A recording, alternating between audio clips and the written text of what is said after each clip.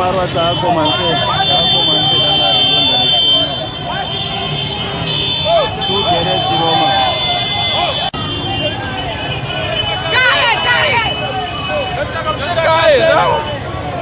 Marwa, la foule.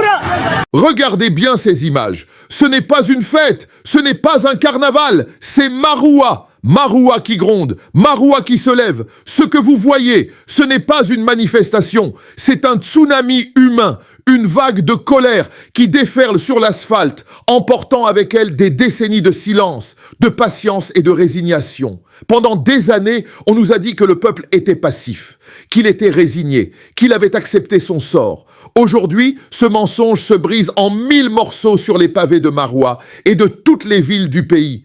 L'heure du hold-up électoral a sonné, mais contre toute attente, c'est l'heure du réveil du peuple qui a répondu.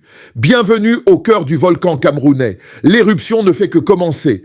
Comment en est-on arrivé là? La réponse est un mot, un seul, qui brûle toutes les lèvres, hold-up. Un hold-up électoral annoncé, programmé, presque industrialisé. Une injustice non plus cachée, mais affichée comme un trophée par un gouvernement qui ne gouverne plus que pour lui-même, par lui-même. Une confiscation de la souveraineté populaire qui, cette fois, est la goutte d'eau qui a fait déborder une mer de frustration. Mais il y a pire, il y a l'irréparable. Hier, à Garoua, le Rubicon a été franchi, des affrontements ont éclaté et le sang a coulé. Des morts, des Camerounais tombés non pas pour une guerre, mais pour avoir voulu défendre leur voix, leur vote, leur dignité. Ces morts ne sont pas des statistiques, ce sont les martyrs de la démocratie. Ce sont l'étincelle qui a transformé la colère sourde en un incendie national. Chaque pas aujourd'hui dans les rues de Maroua est un hommage à leur sacrifice. Chaque cri est un écho de leur dernière volonté, la justice.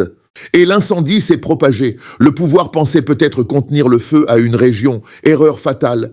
Regardez, ce n'est plus Maroua seul, c'est Douala, la capitale économique, qui suffoque de rage. C'est Bafoussam, le cœur de l'Ouest, qui bat au rythme de l'insurrection populaire. C'est Yaoundé, la capitale politique, le ventre de la bête, où la population assiège symboliquement les bastions du pouvoir par sa seule présence massive.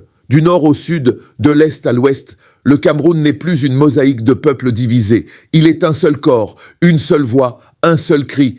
Assez! La peur a changé de camp. Pendant des décennies, c'est le peuple qui avait peur du régime.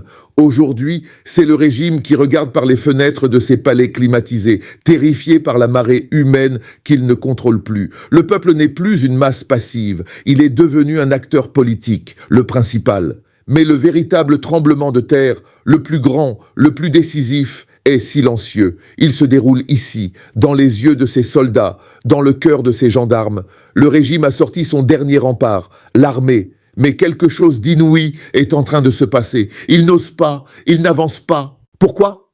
Parce que face à eux, ce n'est pas un ennemi, c'est leur mère, leur frère, leur voisin, c'est le peuple. Et au fond de leur conscience, ils le savent. Ils savent que le peuple a raison. Ils savent que le hold-up est réel. Ils savent que l'injustice est flagrante.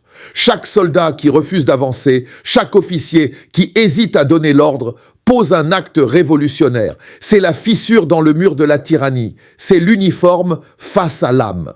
Aujourd'hui, l'armée camerounaise n'est plus seulement face au peuple. Elle est face à son propre reflet, face à sa propre conscience. Et ce choix déterminera l'avenir de toute une nation. Ce qui se passe en ce moment même au Cameroun dépasse la simple contestation d'une élection. C'est la naissance d'une nouvelle conscience collective. Le contrat social, basé sur la soumission et le silence, est rompu. Définitivement. Le gouvernement a deux choix. Le premier, écouter le grondement du volcan, entendre la voix de son peuple et reconnaître la vérité des urnes, la vérité de la rue. Le second, tenter de réprimer ce mouvement dans le sang et transformer une révolution citoyenne en une tragédie nationale dont personne ne sortira vainqueur. Mais quoi qu'il arrive dans les heures qui viennent, une chose est certaine, le Cameroun de demain ne sera plus jamais comme le Cameroun d'hier. Le peuple a repris la parole et l'histoire ne s'écrit plus dans les couloirs feutrés des palais, elle s'écrit maintenant sous nos yeux avec la sueur, les larmes et le courage de millions de Camerounais dans la rue. Le peuple a parlé. Qui osera le faire taire? Mesdames et messieurs, bienvenue sur 237 au quotidien, la chaîne qui vous plonge au cœur de l'actualité camerounaise et africaine, minute par minute. Alors si vous voulez tout savoir avant tout le monde, abonnez-vous dès maintenant, cliquez sur la cloche de notification pour ne rien manquer et surtout, likez, commentez et partagez. Merci.